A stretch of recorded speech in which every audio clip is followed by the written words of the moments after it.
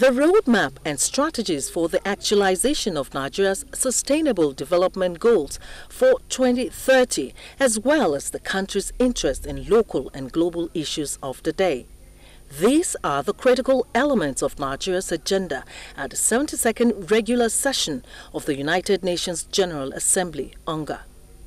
Minister of Foreign Affairs Geoffery Onyeama, who unveiled Nigeria's agenda, says President Muhammadu Buhari will address the General Assembly on Nigeria's commitment to sustaining the fight against terrorism and corruption. We will share with the international community the challenges that we have been facing and the successes, all the hostages held by the terrorist groups here in Nigeria, the Chibok girls and all the others.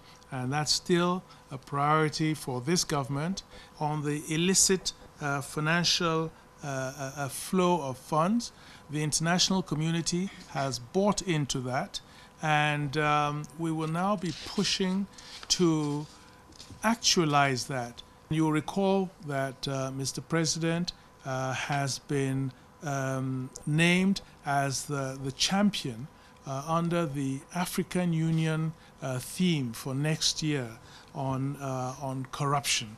The delegation, which includes ministers and governors, will also engage in robust discussions to continue the campaign for reforms of the United Nations, especially with an eye securing a permanent seat for Africa on the UN Security Council. We're one of the leading African countries on this issue.